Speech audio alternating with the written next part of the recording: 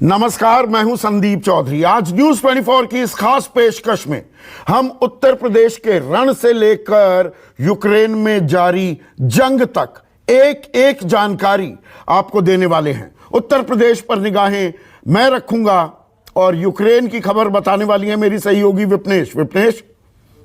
नमस्कार, आप देख रहे हैं न्यूज 24। मैं हूं आप सभी के साथ विपनेश माथुर। तो इस स्टूडियो से यूक्रेन की जंग का चौथा दिन है, युद्ध का चौथा दिन है।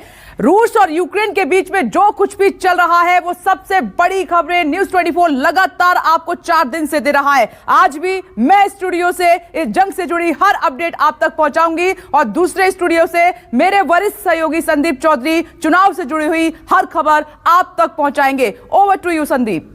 आप देखिए विपनेश, वरिष्ठ कह के आप मुझे ऐसा उम्र दराज एक बुजुर्ग आदमी बना देते हैं। ये पत्रकारिता में वरिष्ठ कनिष्ठ ये क्या होता है? कुछ नहीं होता।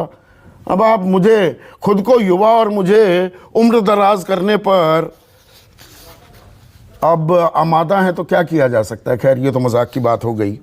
पर गंभीर बात, उत्तर प्रदेश में 5वें चरण के लिए मतदान जारी है।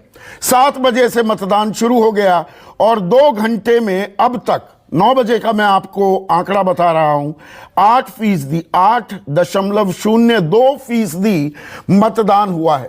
थोड़ी धीमी रफ्तार है, सुबह का वक्त है, लेकिन अब धीरे धीरे चुनावी पारा तो बढ़ा ही हुआ है। जैसे जैसे तापमान बढ़ेगा, मौसम का पारा बढ़ेगा तो लोगों की आमद भी बढ़ने वाली है।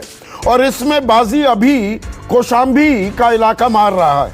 11% मतदान कौशांबी में और श्रावस्ती में 10%, अमेठी में 9, अयोध्या में 9, बहराइच बहुत ही 7% मतदान, बाराबंकी उससे भी नीचे 6% मतदान, चित्रकूट 9, गोंडा 8, प्रतापगढ़ 8, प्रयागराज में 7% मतदान, रायबरेली में 7% मतदान और सुल्तानपुर में 9% मतदान हुआ है। और अब तक खास बात यह रही है, इक्का दुक्का वाकये जो पेश आए जिनको हम रेड फ्लैग करते हैं, जैसा पिछली बार चौथे चरण में लखनऊ में व्हील चेयर नहीं थी, न्यूज़ 24 ने इसे अच्छी तरह से उठाया। हमारे सहयोगी मानस श्रीवास्तव उस वक्त वहां मौजूद थे और वो इंतजाम भी किए गए। लेकिन जो 4 चरण है और 5वें चरण तक अभी जो मतदान हुआ है, खास बात यह, और इसमें बधाई का पात्र है चुनाव आयोग और मतदाता भी, आप लोग भी, जनता जनार्दन, कि इतने शांतिपूर्ण तरीके से ये मतदान हुआ है। और हमेशा की तरह मेरे सहयोगी निगाह रखे हुए हैं, लोगों की नब्ज टटोल रहे हैं। अमेठी में मौजूद है मेरे सहयोगी मानस श्रीवास्तव। ये प्रेस्टीज नाक की लड़ाई यहां पर हो रही है। राहुल गांधी कांग्रेस के लिए साख का सवाल। प्रतापगढ़ में कुमार गौरव जुड़ेंगे। अभी सिराथू में ये एक वीआईपी सीट है, उप मुख्यमंत्री केशव प्रसाद मौर्य यहां से ताल ठोक रहे हैं। मेरे सहयोगी प्रशांत देव हैं। प्रयागराज में राजीव रंजन, बाराबंकी में अशोक तिवारी और श्रावस्ती में दीपक दुबे हैं। इसके अलावा मैं प्रशांत गुप्ता को भी देख पा रहा हूं। प्रशांत गुप्ता अयोध्या से हमारे साथ जुड़े हुए हैं। लेकिन शुरुआत करूंगा राजीव रंजन से। बेहद ही लोकप्रिय कार्यक्रम माहौल क्या है करने वाले और गली गांव खड़ौंजों देहात कस्बों में घूमते रहते हैं। लेकिन आज प्रयागराज में है, कुंभ की नगरी। तो माहौल क्या है पूछने से पहले, राजीव आपकी तबीयत ठीक है? अरे आपके चाहने वालों ने परेशान मुझे कर रखा है फोन कर करके कि अरे राजीव रंजन क्यों नहीं दिख रहे, राजीव रंजन क्यों नहीं दिख रहे। कुछ दिन ऐसे गायब हुए, फोनों का तांता यहां लग गया। तो तबीयत ठीक है?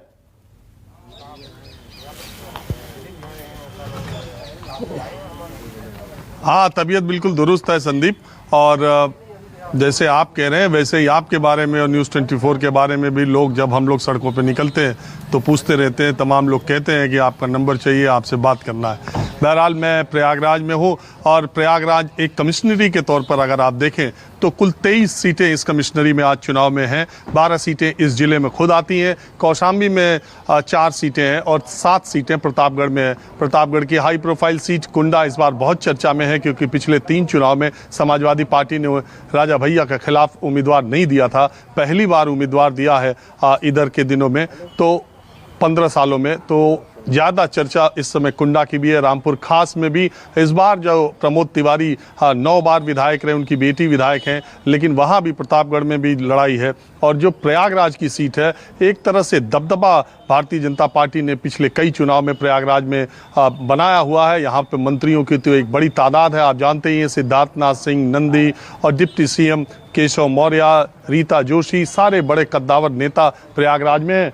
और मैं इस वक्त आपको, संदीप थोड़ा सा वेट कीजिएगा, केशव मौर्य मतदान करने के लिए गए थे और उन्होंने कहा था कि वो लौट के आएंगे तो न्यूज़ 24 पर बातचीत करेंगे। वो आ रहे हैं पीछे। कुल मिलाकर के लेकिन पिछले बार की स्थिति से इस बार की स्थिति में बहुत अंतर है और ऐसा मैं कह सकता हूं कि लड़ाई इस बार सीटों पर है।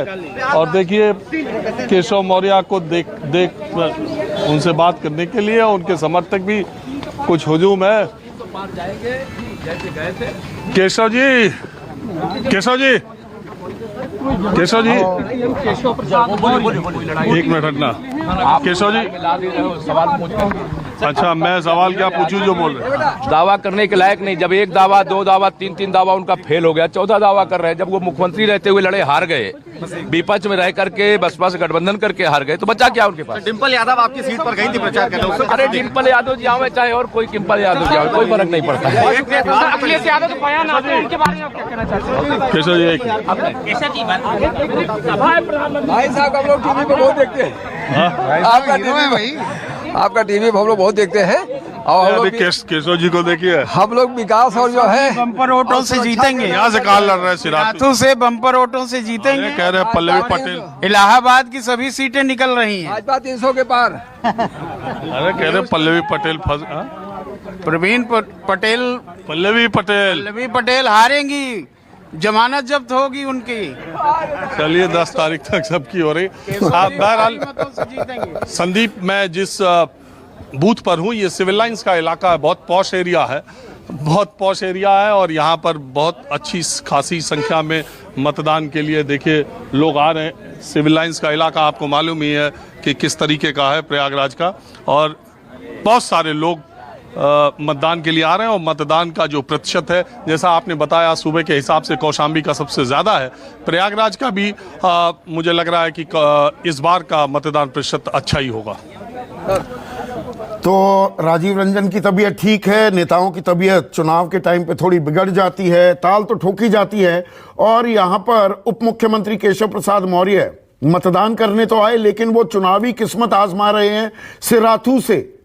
तो प्रशांत, सिराथू क्या कह रहा है, यहां पर क्या मुद्दे हैं? 300 के अभी ताल ठोकते हुए गए केशव प्रसाद मौर्य।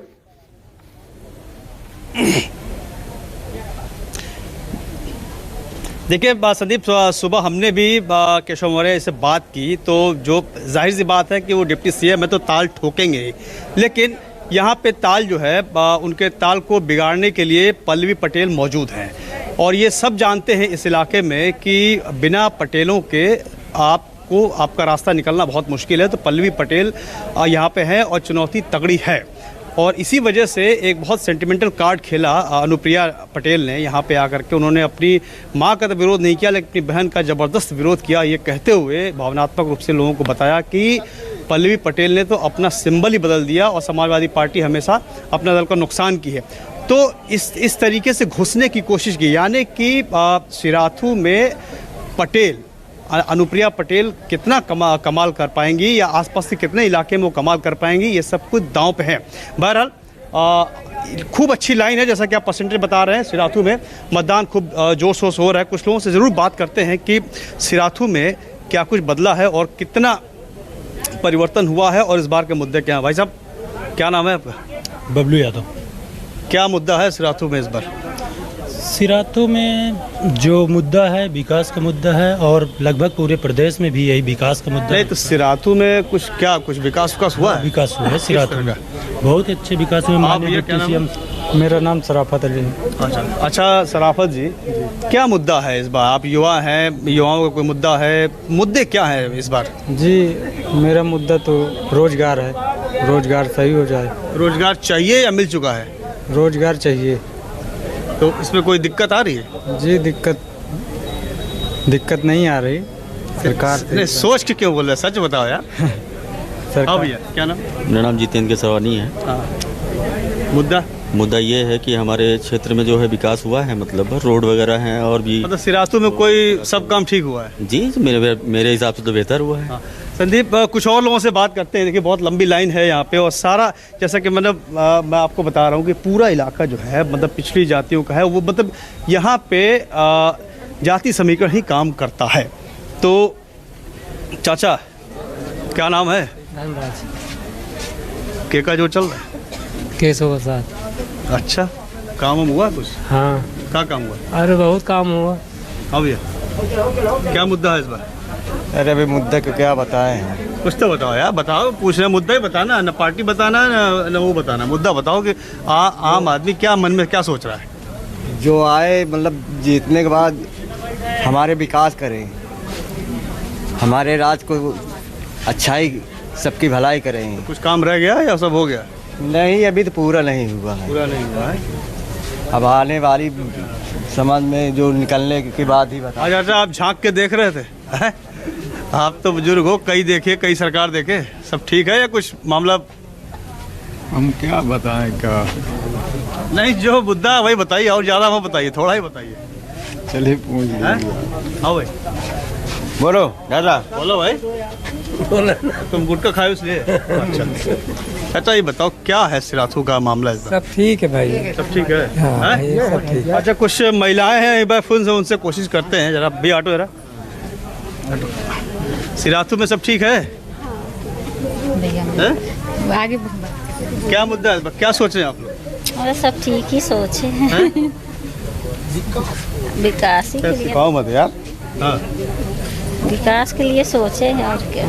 और स्कूल, पढ़ाई, अस्पताल सब ठीक है यहाँ? हाँ, डिग्री कॉलेज नहीं है बस यहाँ। डिग्री कॉलेज नहीं है? हाँ, यहाँ नहीं, सिराथू के अंदर नहीं है। नहीं है। तो बच्चों को पढ़ने में दिक्कत होती है? कॉलेज दिक्कत तो नहीं है, पढ़ रहे बच्चे में कोई दिक्कत नहीं। तो सुनी बात आपने संदीप। तो मुद्दे की बात सबके पास वही है जो पहले चरण से लेकर के अभी तक के चरणों में हम देख रहे हैं। तो जो आम आदमी के अपने मुद्दे होते हैं वो कहाँ हैं? वही है या राष्ट्रीय स्तर के नेताओं के मुद्दे आम आदमी के प्रश्न मुद्दे है बन गए अपने हैं? आप सवाल इसी में। बात। और एक मिनट, राजीव रंजन को आगे भी जाना है। राजीव, आप इतना घूमे हैं और ये 5वें चरण तक ये लड़ाई जो पहुंची है, क्या मुद्दे कुछ बदलते दिखाई दिए हैं? और ये इलाका उत्तर प्रदेश का कंपैरेटिवली थोड़ा गरीब इलाके भी इस चरण में शामिल हैं। तो यहां पर बोलिए पीसीआर। अच्छा, तो मैं अभी राजीव से बात नहीं हो पा रही है तो लिए चलता हूं अमेठी आपको। और अमेठी दरअसल कांग्रेस के लिए साख की लड़ाई भी है। यहां से 2019 के लोकसभा चुनाव में स्मृति ईरानी ने कांग्रेस के युवराज राहुल गांधी को हरा दिया था और अदिति सिंह पाला बदल गई हैं। संजय सिंह भी जो कांग्रेस के बड़े चेहरा इस इलाके में सुल्तानपुर से हुआ करते थे, वो भी अब बीजेपी के चेहरा बन गए हैं। तो फिजा कितनी बदली है और मुद्दे क्या हैं अमेठी में? मानस। देखिए संदीप, अमेठी में निश्चित तौर पर इस बार जो हवा का रुख है वो थोड़ा सा बदला हुआ नज़र आ रहा है। उसकी एक बड़ी वजह है कि अमेठी के लोगों की जो निष्ठा है वो राजमहल से जुड़ी हुई है, यानी जो अमेठी का राजघराना है। मैं पहले भी यहाँ पर आया था। देखिए, किसी ज़माने में कांग्रेस का गढ़ था ये, और जैसा कि मैंने पहले भी जिक्र किया था कि ब्रिटिश हुकूमत के दौरान जो इस राजघराने से और गांधी परिवार की जो दोस्ती का सिलसिला बढ़ा तो 8 दशकों तक वो टूटा नहीं, 8 दशक तक वो दोस्ती कायम रही। लेकिन इस बार आप देख रहे हैं कि डॉक्टर संजय सिंह जो अमेठी नरेश है वो इस बार भारतीय जनता पार्टी के साथ में है। और जो लोग हैं उनका ये कहना है कि वो हमेशा से ही अमेठी के राज परिवार से जुड़े रहे हैं, उनको मानते रहे हैं। हालांकि एक बड़ा सवाल ये भी था, हमने पूछा था उनसे कि जो गरिमा सिंह जिनको पिछली बार भारतीय जनता पार्टी ने अपना उम्मीदवार बनाया, और डॉक्टर संजय सिंह जो कांग्रेस उम्मीदवार अमिता सिंह यानी अपनी दूसरी पत्नी के पक्ष में प्रचार कर रहे थे, तो आपने उनकी बात क्यों नहीं मानी? तो उनका कहना था कि एक तो भारतीय जनता पार्टी और दूसरी बात अब डॉक्टर संजय सिंह आ गए हैं, तो इस बार जो है वो उनके साथ में खड़े। वैसा बहुत सारे लोगों का मानना था, हालांकि बहुत से लोग खिलाफत भी कर रहे थे। तो मुकाबला दिलचस्प हो गया है। यहाँ पर आपको पता ही है गायत्री प्रसाद प्रजापति जो इस वक्त जेल में बंद थे, उनकी पत्नी भी अमेठी से ताल ठोक रही हैं डॉक्टर संजय सिंह के खिलाफ। तो बहुत समीकरण बदल चुके हैं, क्योंकि जब ये जो इलाका कभी कांग्रेस का गढ़ हुआ करता था, 2014 के बाद से आप देखेंगे तो लगातार ग्राफ गिर रहा है। यहाँ पर पहली बात तो सीट चली गई राहुल गांधी की, यहाँ से वो सांसद नहीं रहे, स्मृति ईरानी यहाँ से सांसद हैं। अमेठी में 4 विधानसभा सीटें, 4 में से 3 पर भारतीय जनता पार्टी ने कब्जा कर लिया, 1 सीट समाजवादी पार्टी के खाते में चली गई। इस बार बीजेपी ये दावा कर रही है कि हम चारों सीटें जीत लेंगे, लेकिन मुकाबला बहुत रोचक है। कुछ लोग ये भी मानते हैं कि कुछ रोजगार के सवाल है, कुछ किसानों के अपने मुद्दे हैं जो हल नहीं हो पाए, तो आम जनता के बीच ही लेके चलते हैं। और उनसे जो आम वोटर, तो देखिए कतार आपको यहाँ पर नज़र आ जाएगी। मैंने एक चीज़ जो मैंने सुबह से मैंने नोटिस की यहाँ पर कि लोगों की लाइन लंबी है। मैं तमाम बूथों पे गया और देखा कि वहाँ पर लोग सुबह से ही मतदान करने के लिए निकल। आप वोट डाला अपना? क्या मुद्दा था इस बार वोट डालने से पहले, क्या सोचा? सबसे बड़ी मुद्दा ये है कि बेरोजगारी है, बेरोजगारी का सवाल, और कोई भी वैकेंसी हो ट्रांसपेरेंसी से हो रही है, तो इसे सबसे बढ़िया है कि बेरोजगारी काफ़ी हद तक कम हुई है। कम हुई है बेरोजगारी? बिल्कुल बिल्कुल कम हुई है, और जो वैकेंसियाँ हुई है ट्रांसपेरेंसी से हुई है, बस सबसे बड़ा मुद्दा यही था। तो देखिए युवाओं के लिए तो रोजगार एक बड़ा सवाल होता है। देखिए उन्होंने कहा कि जितनी भी भर्तियां हुई वो बहुत पारदर्शी तरीके से हुई, इसलिए वो खुश है। लेकिन फिर भी देखिए कतार जो है वो लंबी है। लोगों से बात कर लेते। जी, क्या मुद्दा है इस बार वोट डालने जा रहे हैं आप? विकास का मुद्दा है, पढ़ाई का शिक्षा का मुद्दा है। विकास एक मुद्दा है जी। अच्छा, कुछ लोग कहते हैं कि यहाँ पर विकास मुद्दा ही नहीं, यहाँ पर जो कुछ भी पहले से तय हो जाता है, ऐसा है क्या? नहीं, ऐसा तो कुछ नहीं है, पहले से कुछ नहीं तय होता है। अच्छा जी, क्या मुद्दा है इस बार यहाँ पे? बस विकास, बेरोजगारी है ये, और क्या? बेरोजगारी है कि बेरोजगारी खत्म करनी है? खत्म करनी है। खत्म करनी है, अभी तक रोजगार नहीं मिला? नहीं, कोई रोजगार। संतुष्ट नहीं थे क्या? कोई संतुष्टि नहीं, कोई विकास ना कुछ नहीं। आप बताइए। संतुष्ट है सरकार से। सरकार से संतुष्ट है जी। अच्छा, क्या किस बात को लेकर संतुष्ट हैं? क्या मिला आपको? अरे सुरक्षा संतुष्ट है, कोई नशा मुक्त है उत्तर प्रदेश, संतुष्ट है हम लोग जी। आप बताइए, आप बताइए क्या मुद्दा है इस बार चुनाव में आप लोगों के लिए? चुनाव मुद्दा सब ठीक है, वोट पड़ रहा है। कुछ डिमांड आपकी सीधी तो पूरी कोई डिमांड नहीं है। ऐसा मुद्दा जिसको आप चाहते थे कि सियासी दल उठाए, नहीं उठा पाए? सब अपना काम कर रहे हैं, हम लोग भी अपना काम कर रहे हैं। आपके पास 5 साल में बड़ा मौका है, आप अपना काम करेंगे? अपना काम कर रहे हैं। तो देखिए लोगों की मिली जुली प्रतिक्रिया है। कुछ लोग कह रहे हैं कि अब हम वो अपना काम कर रहे हैं, हम अपना काम करेंगे, यानी 5 साल उन्होंने जो कुछ किया, अब हमारे पास ताकत आई है एक बार तो हम अपना काम करेंगे। लेकिन कुछ लोग, देखिए यहाँ पर मैंने जैसा कहा था कि पहले जैसा माहौल नहीं रहा कि एक तरफा मुकाबला हो जाए, वो स्थिति अब नहीं। और देखिए लोग एक दूसरे को जानते हैं, ये सीक्रेट बैलेट होता है, तो बहुत से लोग उत्साह में अपनी पसंद नापसंद बता देंगे, बहुत से लोग चुप्पी भी साध रहे हैं, और यही तो मज़ा है चुनाव का। और यहीं पर रिपोर्टर्स जो हैं, चुनावी एक्सपर्ट्स जो हैं, सफोलॉजिस्ट, उनके लिए क्यों टेढ़ी खीर साबित होते हैं चुनाव?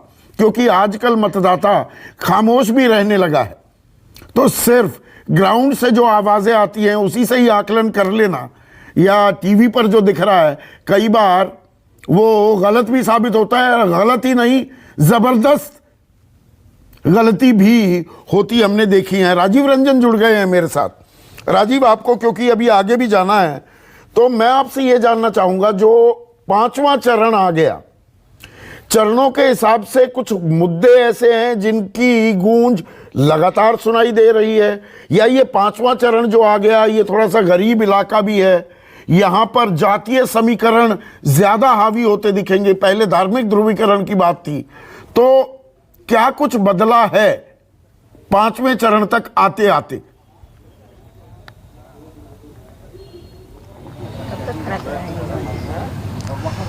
देखिए संदीप, आपने बिल्कुल ठीक कहा कि जिस तरीके का चुनाव चरण वाइज अगर आप देखें, पहला, दूसरा, तीसरा, चौथा, तो अलग अलग क्षेत्र थे और अलग अलग जगहों की भौगोलिक, सामाजिक और राजनीतिक संरचना भी है। अगर आप पांचवें चरण की जो इस बार चुनाव हो रहा है, अगर इसको आप देखें तो निश्चित तौर पे आपने मुझे कहा कि पिछड़ा इलाका भी इसमें बहुत है। सुल्तानपुर और अमेठी, ये सब जो इलाके हैं, अयोध्या, ये सब इलाके पिछड़े उत्तर प्रदेश के नहीं। ये गोंडा, श्रावस्ती, कल मैं कुछ आंकड़े देख रहा था, जो गरीबी रेखा से नीचे, राजीव एक सेकंड, जो गरीबी रेखा से नीचे रहने वाले हैं, और ये तो नीति आयोग का आंकड़ा है, मल्टी डायमेंशनल पॉवर्टी इंडेक्स जो वो लेकर आए, तो अव्वल तो खैर बिहार है, 52% लोग गरीबी रेखा से नीचे, फिर झारखंड 42%, फिर 38%। उत्तर प्रदेश और यहां पर ये गोंडा, श्रावस्ती के जो इलाके हैं, यहां तो 70-72% लोग गरीबी रेखा के नीचे हैं। ये नीति आयोग का आंकड़ा है, सरकार का आंकड़ा है।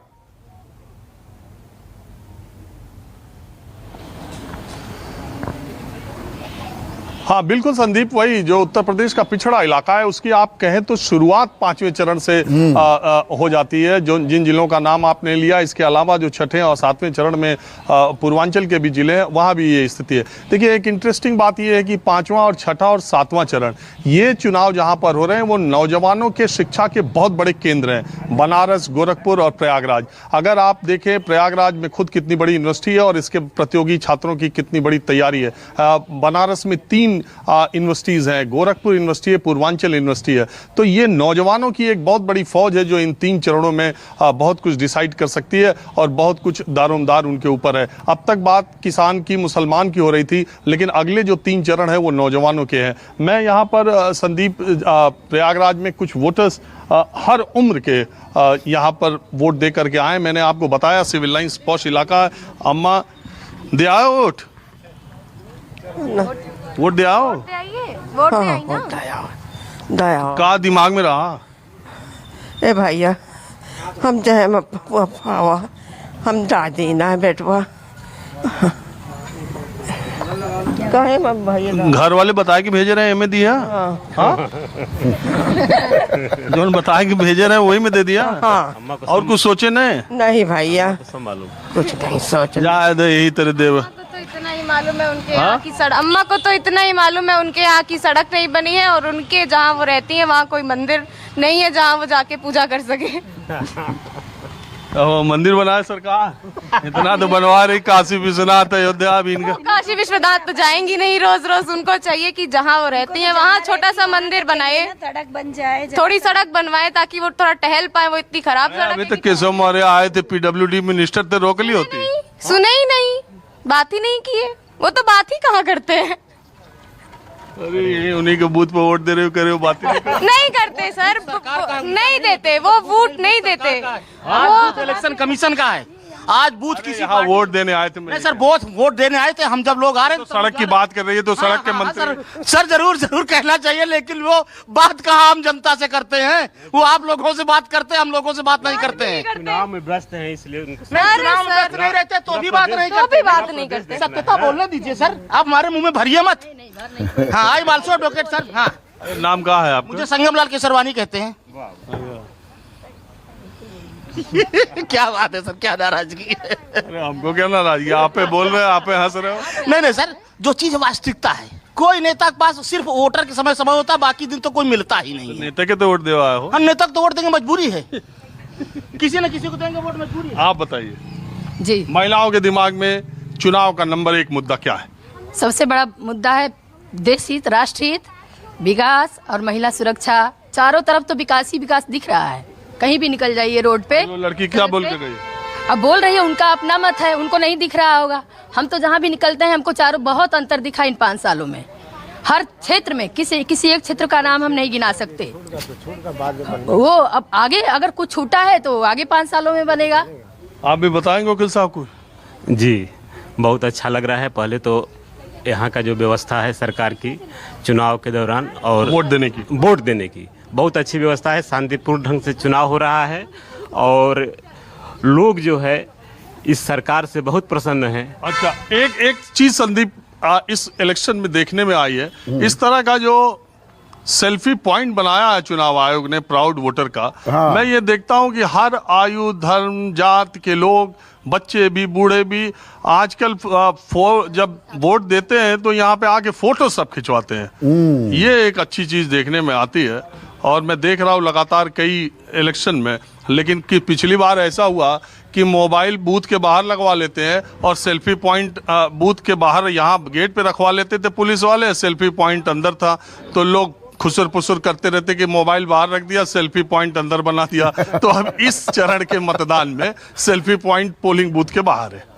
ठीक है, एक चीज और बताइए, जो आपने प्रतापगढ़ का जिक्र किया, कुंडा पर कुंडी लगा देंगे इस बार अखिलेश यादव, अपने पुराने सहयोगी, बल्कि मैं कहूं मुलायम सिंह यादव के अच्छे खासे कुलीग रहे रघुराज प्रताप सिंह उर्फ राजा भैया। कुंडा में आपने बात भी की राजा भैया से। कुंडा अपने आप में क्या कहता है? वहां कुछ बदलाव दिख रहा है, जैसा अभी मानस भी कह रहे थे, कुछ इलाकों में 75 साल आज़ादी मिले हो गए, लेकिन जी अमेठी नरेश हैं संजय सिंह। अरे भाई किस बात के नरेश, आज तो सब बराबर है ना, आज़ाद हो गए। पर क्या सामंती मानसिकता, ये राजशाही, राजाशाही क्या अभी भी एक कड़वी हकीकत है इन इलाकों की? और कुंडा के बारे में आपको क्या एक एहसास हुआ?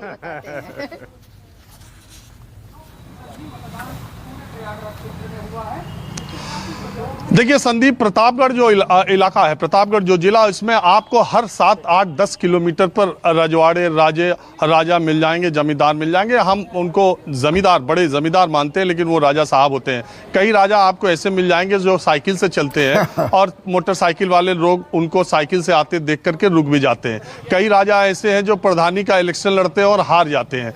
लेकिन राजा भैया ने अपनी एक इमेज, अपना रसूख, अपना एक ताकत, अपना एक बाहुबल, अपना एक जनबल पिछले कुछ दिनों में तैयार किया। 1993 से लगातार वो जीतते आ रहे हैं और हर बार मार्जिन बढ़ता जाता है। इसके पीछे एक बहुत बड़ी वजह यह भी है कि मैंने जैसा आपको बताया, प्रतापगढ़ उत्तर प्रदेश के शायद अकेला जिला है जहां पर मिडिल क्लास बहुत एग्जिस्ट नहीं करता। या तो गांव में राजा हैं और या तो राजा के पर पलने वाले लोग हैं। ये बहुत दिनों से ये एक परंपरा चली आ रही है। राजा है और प्रजा है, मजदूर लोग हैं, छोटे मझोले किसान आपको प्रतापगढ़ में बहुत कम मिलेंगे। राजा है और प्रजा है, उसको इनकैश किया राजा भैया ने। लेकिन दूसरी बात यह कि पॉलिटिकली अगर आप देखें तो 1 लाख से ज्यादा वोट वहां पर MY समीकरण का है। यह बात ठीक है कि राजा भैया अपने शुरुआती दिनों में जिस तरीके से वो राजनीति में आए थे, तो एक दूसरा ही करिश्मा था और एक दूसरा ही डर था, एक खौफ था, जिसकी वजह से वो 1, 2, 3 चुनाव जीत गए। लेकिन उसके बाद उन्होंने अपने आप को बहुत तेजी से बदला और जो वोटों का समीकरण था समाजवादी पार्टी की तरफ होने की वजह से बहुत कुछ उनके पक्ष में जाता था। और चूंकि भारतीय जनता पार्टी उनके खिलाफ हमेशा कैंडिडेट उतारती रही थी, तो इसलिए MY समीकरण पूरे तौर पर राजा के साथ इंटैक्ट रहा करता था। अब इस बार परीक्षा होगी। मैंने बताया आपको, 1 लाख से ज्यादा वोटर मुस्लिम और यादव के कुंडा में है। अब इस बार परीक्षा होगी कि राजा भैया का जो रिकॉर्ड पिछले 6 बार से लगातार चलता आ रहा है और निर्दल वो चुनाव जीतते आए हैं, पहली बार जब पार्टी बना के वो चुनाव लड़ रहे हैं, तो वो 1.25 लाख वोटर, क्योंकि गुलशन यादव जो है वो राजा भैया के ही आदमी हैं और राजा भैया के ही काफिले के एक मेंबरान हुआ करते थे, जिनको कि वहां से निकाल करके अखिलेश यादव ने चुनाव लड़ाया है। तो अब ये समीकरण कितना आता है, इसलिए मैंने आपको सुबह ही कहा कि जितनी सीटें 61 सीटों पर चुनाव हो रहा है, उसमें सबसे ज्यादा निगाहें कुंडा पर लगी हुई हैं। राजा ये कहते हैं कि उत्तर प्रदेश में वो आदित्यनाथ और अखिलेश यादव के से भी ज्यादा वोटों से चुनाव जीतेंगे। इस बार वो दिखा देंगे। लेकिन दूसरी बात, जमीनी सच्चाई ये भी है कि एक बड़ा वोट बैंक राजा भैया का डगमगा भी सकता है इस बार। और 10 तारीख को जिन सीटों के चुनाव नतीजों का सबसे ज्यादा इंतजार आप स्टूडियो में करेंगे, शायद कुंडा भी उसमें एक होगी। बाराबंकी लिए चलते हैं। मेरे सहयोगी अशोक तिवारी हैं वहां पर, काफी देर से काफी लोगों से घिरे हुए हैं। लोग तो काफी देख रहा हूं मैं पीछे, लेकिन 9 बजे तक का आंकड़ा सबसे सुस्त मतदान बाराबंकी। इतना सुस्त क्यों है बाराबंकी अशोक?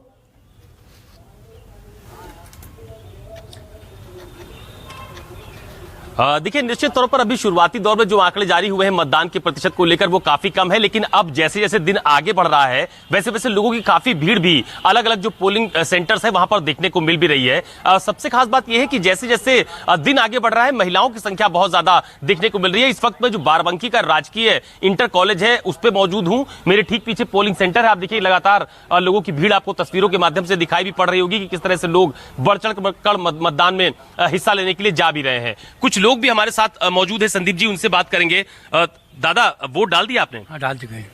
तो इस बार चुनाव में क्या मुद्दा रहा दादा? तो मुद्दा क्या है?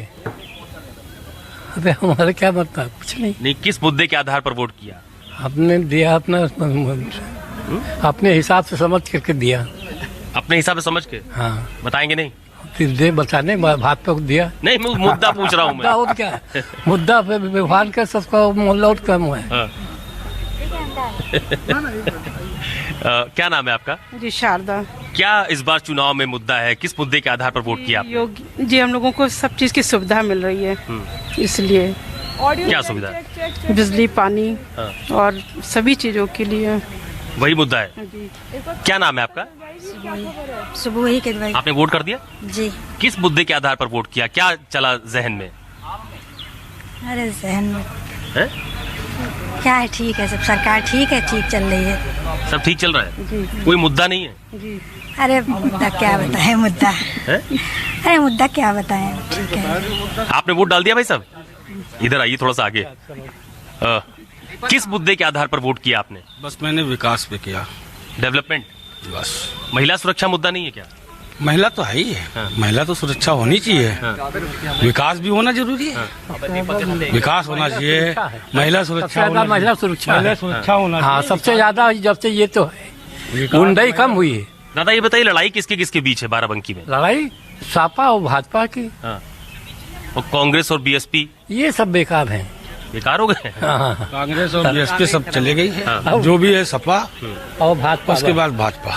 दो ही पार्टी समान। दो पार्टी है। पहला नंबर। आपने वोट कर दिया? हाँ, वोट कर दिया। क्या मुद्दा था इस बार चुनाव में? किस आधार पर वोट बस किया? वही पुराना राम मंदिर वाला है। बाकी जो है महिलाओं की सुरक्षा को लेकर के है बस।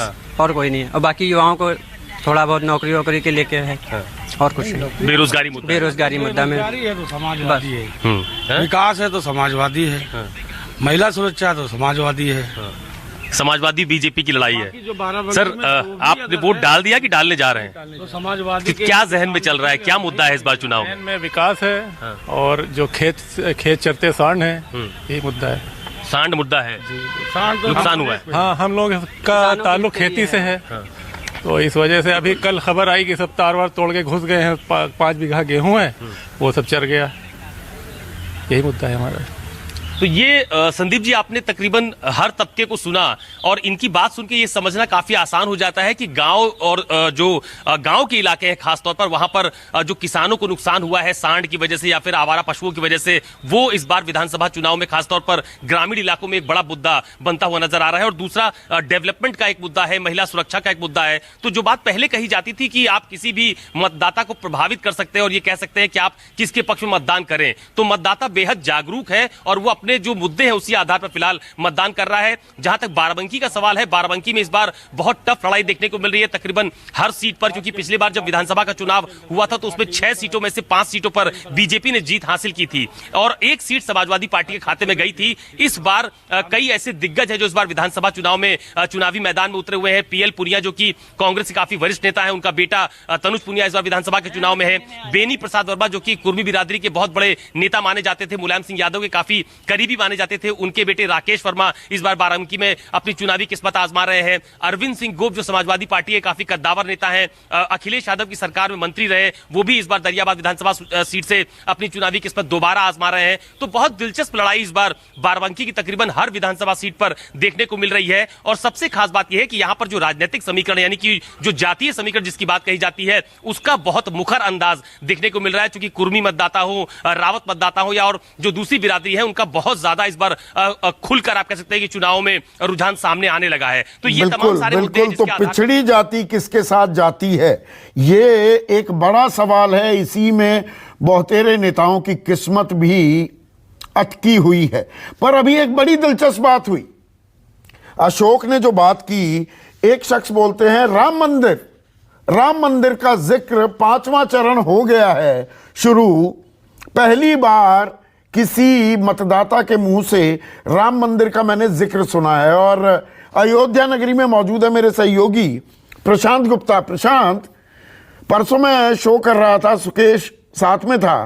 सुकेश ने एक बड़ी मार्के की बात कही, किसी बीजेपी के नेता से सुकेश बात कर रहे थे, तो बीजेपी नेता ने कहा कि देखिए, मस्जिद तोड़ने के तो वोट मिलते हैं, मंदिर बनाने के वोट नहीं मिलते। अब जो ये इलाके हैं जहां आज 61 सीटों पर मतदान हो रहा है, उसमें अयोध्या, प्रयागराज, चित्रकूट, कहीं ना कहीं राम से जुड़ा हुआ ये इलाका भी है। तो वो गूंज सुनाई दे रही है या मुद्दे अब आगे बढ़ चुके हैं? भाई मंदिर वहीं बनाएंगे, तारीख नहीं बनाएंगे, ये खेल होते रहते थे, अब वो सेटल हो गया क्या? मुद्दे आगे बढ़ गए क्या?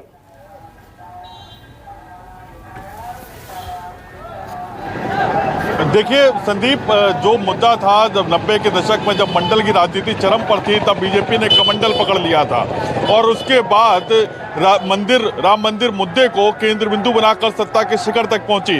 हर बार नारा लगता था कि रामलला हम आएंगे, मंदिर वहीं बनाएंगे। हाँ। लेकिन इस बार मुद्दा बदल गया है। मुद्दा ये हो गया कि जो राम को लाए हैं हम उनको लाएंगे, नारा चेंज हो गया। और अब अयोध्या की बात करें तो 2017 में 5 सीटों पर बीजेपी ने यहाँ पर 5 की 5 सीटें जीती थी, लेकिन इस बार 2 सीटों पर कांटे की टक्कर देखने को मिल रही है। हालांकि 3 सीटों पर अयोध्या शहर में खड़ा हुआ हूँ, ठीक मेरे पीछे हनुमानगढ़ी की दीवार आपको दिख रही होगी और ये वो जगह है जहां से राम मंदिर का आंदोलन शुरू हुआ और उसके साथ में हम बूथ पे खड़े हुए हैं, उसके पास वाले बूथ पर, जहां पे हर वर्ग का वोट है यहाँ पर। और यहाँ के लोगों से जानने की कोशिश करेंगे। यहाँ पर 2012 में अयोध्या में पहली बार कांग्रेस, माफ करिएगा, सपा ने यहाँ पे जीत हासिल की थी। पवन पांडे यहाँ से सपा के तौर पर विधायक चुनकर आए थे, लेकिन जब से राम मंदिर आंदोलन शुरू हुआ तब से बीजेपी का कब्जा रहा और पिछली बार भी बीजेपी ने कब्जा जमाया था। क्या है इस बार मुद्दे?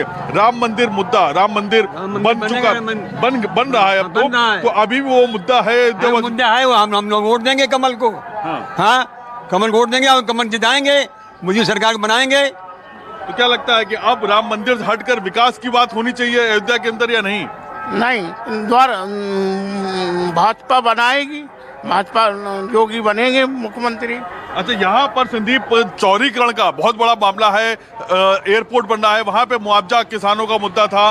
क्या मुद्दा है? आप लोग तो इसी जगह के रहने वाले हैं, यहाँ पे वोट है आपका। व्यापारी काफी नाराज थे कि चौड़ीकरण हो रहा है और उनकी दुकानें, उनके मकान जा रहे हैं, वो मुद्दा रहेगा इस बार? जी बिल्कुल जरूर मुद्दा रहेगा। जो यहाँ के पूर्व प्रशासन के लोग थे, उन लोगों ने व्यापारियों को गफलत में रखा। सरकार जैसा चाहती थी वैसा उन लोगों ने नहीं बताया, इसी से व्यापारियों में काफ़ी आक्रोश था। आज भी व्यापारी चाहते हैं चौड़ीकरण जितना करना है कर लीजिए, चौड़ीकरण के बाद जो जगह बचे उसमें दोनों तरफ व्यापारियों को दुकान आवंटित की जाए, क्योंकि मेन रोड पे दोनों तरफ दुकानें हैं तो बाजार है, अगर दुकान हट गई बाजार खत्म हो जाएगा। और कोई मुद्दा अब आपको लगता है कि विकास अब राम मंदिर से हटकर शिक्षा की बात होनी चाहिए, रोजगार की बात होनी चाहिए, ये सब मुद्दे रहेंगे अयोध्या में कि नहीं?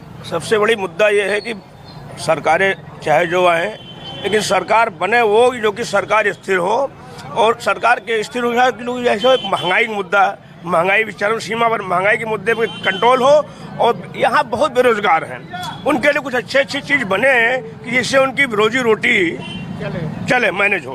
बीजेपी कहती है कि पर्यटन स्थल बनेगा और बहुत बड़ा मंदिर, भव्य मंदिर बनने जा रहा है। क्या लगता है कि ये सब रोजगार ला पाएंगे या फिर अभी बहुत कुछ होना बाकी है अयोध्या में? कुछ नहीं होना बाकी है।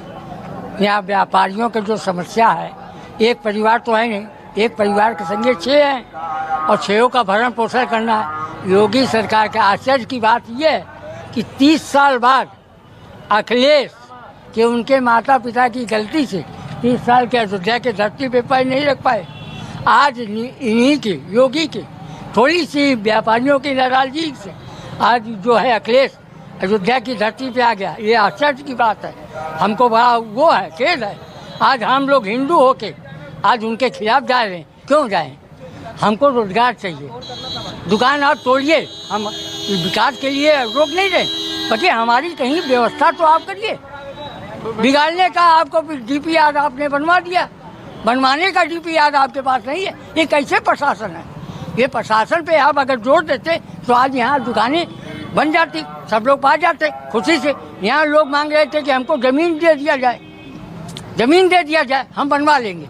वो भी नहीं, कोई नहीं है। केवल प्रशासन का यहाँ जो भी भय है, योगी मोदी से भय नहीं है, प्रशासन से भय है।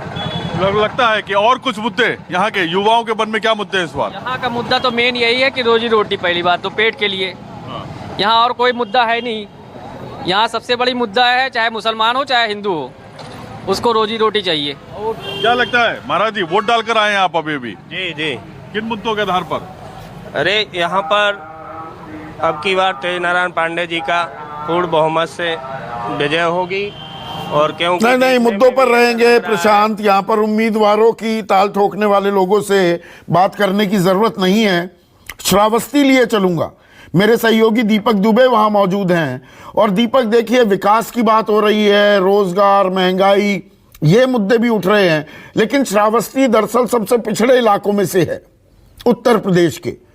तो यहाँ पर जो बीजेपी एक बड़ा मुद्दा बना रही है वो है लाभार्थी, कि जी हम एक परिवार को 35 किलो अनाज दे रहे हैं, दाल भी दे रहे हैं। अब समाजवादी कह रही है ये तो 31 मार्च तक देंगे, हम अगले 5 साल, हमारी सरकार आई तो हम 5 साल देंगे। तो ये मुफ्त राशन भी क्या एक मुद्दा आपको दिखाई दे रहा है, या मुद्दे स्थानीय मुद्दे, हर आदमी की अलग अलग जो अपेक्षाएं, उम्मीदें हैं, उसके हिसाब से वो वोट डाल रहा है?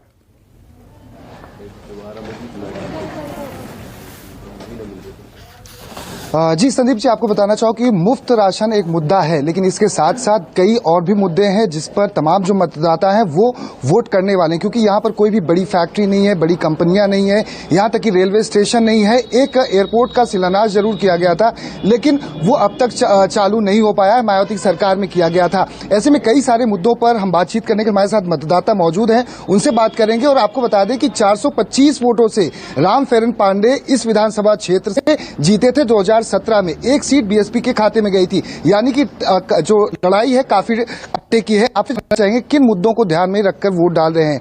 क्या राशन एक मुद्दा है या और भी ऐसे मुद्दे हैं जिन पर काम होना चाहिए था? सर मैं बोलो क्या बोलूं? आपसे जानना चाहेंगे आपके मुद्दे क्या हैं? 5 सालों में क्या कुछ हुआ है? भाजपा की राज में जो होना था वो हुआ है, बाकी जो बाकी है वो होगा, और या अन्य कोई होगा वो करेगा, जो आएगा सरकार बनेगी वो करेंगे। जो सरकार थी वो 30 किलो अनाज देती थी, अखिलेश ने कहा है कि हम 7 अनाज फ्री करेंगे 5 सालों तक।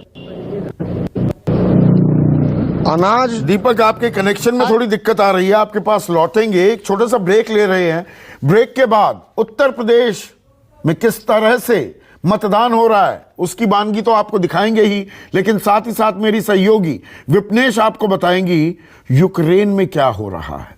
चौथा दिन है जंग का, रूसी हमले का, उसकी भी ताजा अपडेट देते रहेंगे ब्रेक के बाद।